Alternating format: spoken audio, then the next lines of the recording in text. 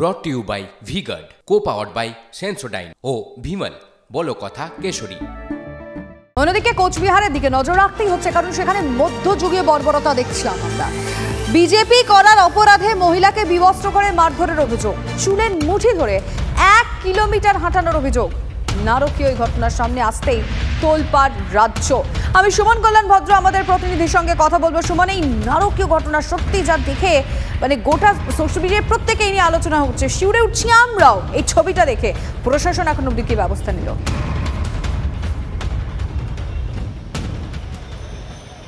দেখো, প্রশাসন ইতিমধ্যেই 3 জনকে গ্রেপ্তার করেছে মহিলার যে অভিযোগ ছিল তার বেসিসে, আর একজন অভিযোগ গ্রেপ্তার হয়েছেন সেটা কিন্তু মহিলার পক্ষের। ফলে ইতিমধ্যেই 4 জনকে গ্রেপ্তার করা সম্ভব হয়েছে। যদিও রাজনীতি বহুত হচ্ছে এটা নিয়ে, কিন্তু রাজনীতির অংশটাকে যদি তুমি বাদ দিয়ে মূল ঘটনাটা যদি তাকাও, তাহলে দেখতে পারবে যে একজন মহিলার সাথে গণ্ডগোল হয়েছে, সেই গণ্ডগোল হয়েছে আরও 3 জন গ্রামের মহিলার সাথে। তারা মহিলাকে টেনে হিঁচড়ে উলঙ্গ করে বিবস্ত্র অবস্থায় 1 কিলোমিটারের বেশি তাকে টেনে হিঁচড়ে নিয়ে যাওয়া হয়েছে। তারপর তাকে মেরে রাস্তায় ফেলে দেওয়া হয়েছে, যেখানে ঘটনা ঘটেছে সেখানে ফেলে দেওয়া হয়েছে, এবং তারপর তাকে নিয়ে আসা হয়েছে একটি প্রাথমিক স্বাস্থ্যকেন্দ্রে, তারপর মেডিকেল কলেজ। আজকে মহিলা কিন্তু ছাড়া পেয়েছেন, তিনি সকলের সাথে কথা বলছেন। বিজেপির নেতারা কলকাতা থেকে তার সাথে কথা বলেছেন, কি ঘটনা ঘটেছে তিনি জানিয়েছেন।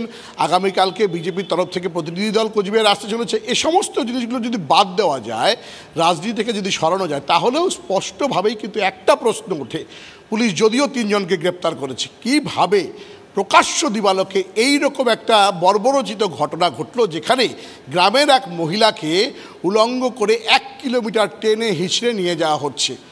এই ছবি যদি, এই ঘটনা যদি সত্যতা হয়, এই যে অভিযোগ করছে সেটা যদি একাংশও যদি সত্য হয়, কারণ ওই ছবিটা কোনো সংবাদ মাধ্যমেও এখনও আসেনি, না আসাটাই কাম্য। যদি, তাহলে কিন্তু এই যে ঘটনা কিন্তু জানান দিচ্ছে যে মধ্যযুগীয় বর্বরতা বললেও কিন্তু কম বলা হবে। একদম নিশ্চয় পুলিশ গ্রেপ্তার। এই বিষয়ে কথা হবে আবার পরবর্তীতে। সুমন, আপাতত তোমায় ধন্যবাদ।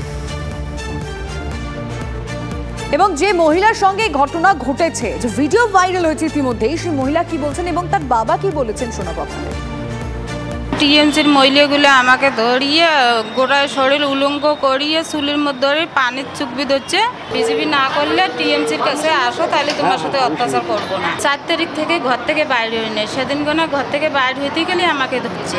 পুরুষগুলো দাঁড়িয়ে আসলে টিএমসির সব পুরুষগুলি এইভাবে আমাকে সব উলঙ্গ অবস্থায় নিয়ে গেছি। যখন অজ্ঞান হয়ে গেছি তখন পড়িয়েছিলাম, মুখ দিয়ে গাজর বেড়াইছি, তখন ছাড়ি দিছে। তোমরা কেন বিজেপি করো, এই নিয়ে আকর্ষণ। ওই মানে আমার মেয়ের উপরে খুব টার্গেট, ওকে মানে নিখোঁজ করিবে, মারিবে, পিটাইবে।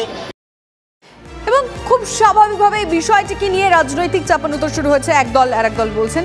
এবং শুভেন্দু অধিকারী কি বলেছেন শুনবো, অগ্নিমিত্র পাল কি বলেছেন শুনবো, শশী পাঁচার বক্তব্য আমাদের কাছে রয়েছে এই ঘটনার প্রেক্ষিতে, আমরা শুনবো কি বলছেন। রাজনৈতিক তরফে একাধিক প্রতিক্রিয়া ইতিমধ্যেই এসছে।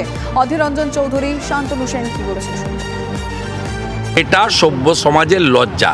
প্রথম অভিযোগ ঘোকসাডাঙ্গা থানা নেয়নি, পরে এসপির হস্তক্ষেপে নিয়েছে, 2 জনকে ধরেছেন, তার মধ্যে একজনের নাম এফআইআরে নেই, তিনি রোশনারার ক্লোজ রিলেটিভ।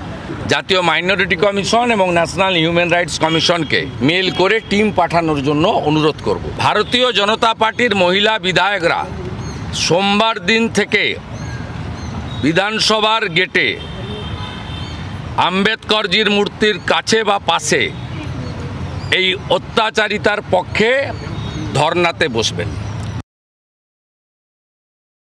মমতা ব্যানার্জি, আপনার রাজ্যে মহিলাদের প্রতিদিন এইভাবে হেনস্থা করা হচ্ছে, যে আপনি ভয় দেখিয়ে আপনি বিজেপির কার্যকর্তাদের চুপ করাতে পারবেন? একমাত্র তৃণমূলের এই সংখ্যালঘু মুসলমান ভাই বোনেদের ওপর একচেটিয়া অধিকার শুধু আপনাদের। একজন চিফ মিনিস্টার, সে যখন চুপ থাকে, যখন এই ধরনের অত্যাচার হয়, ক্রাইম হয়, তখন যারা অন্যায় করছে, যারা অত্যাচার করছে, তারা বুঝে যায় যে আমাদের মাথার উপর সেই মুখ্যমন্ত্রী বা সেই সরকারের হাত আছে। যে ভারতীয় জনতা পার্টি এখনো সেই রাজনীতি করছে যেই রাজনীতিকে হারিয়ে দিয়েছে বাংলার মানুষ। আসুন গঠনমূলক রাজনীতি করুন। গঠনমূলক বাংলার যে বঞ্চনা আজ অবধি সারা শব্দ নেই, যেই রাজনীতিকে সংকীর্ণতা হিসেবে মনে করে বাংলার মানুষ রিজেক্ট করেছে। অন্যায় এটা যে কোনো রাজনৈতিক দল করতে পারে। জিতেছে মানে ধর্ষণ করার লাইসেন্স, জিতেছে মানে লুট করার লাইসেন্স, জিতেছে মানে রাহাজানি করার লাইসেন্স, সব লাইসেন্স পেয়ে গেছে। এখন কেন জিতেছে, কি করে জিতেছে তার তো ব্যাখ্যা হবে না মানুষের। ন্যাশনাল ক্রাইম রেকর্ড তথ্য বলে মহিলাদের উপর নির্যাতন, নারী নির্যাতন, ডোমেস্টিক ভায়োলেন্স, নারী পাচার, এই সব ধরনের ঘটনাগুলো বিজেপি শাসিত রাজ্য তথাকথিত উত্তরপ্রদেশ, মধ্যপ্রদেশ এগুলোতে অনেক বেশি। বাংলা মহিলাদের জন্য যথেষ্ট সেফ। কেন্দ্রের সরকার যে আদ্যপ্রান্ত নারী বিরোধী, সেটা মণিপুরে মহিলাদের ধর্ষণ করে প্যারেড করানো থেকে প্রমাণিত হয়। Brought to you by V Guard, co powered by Sensodyne ও ভিমল, বলো কথা কেশরী।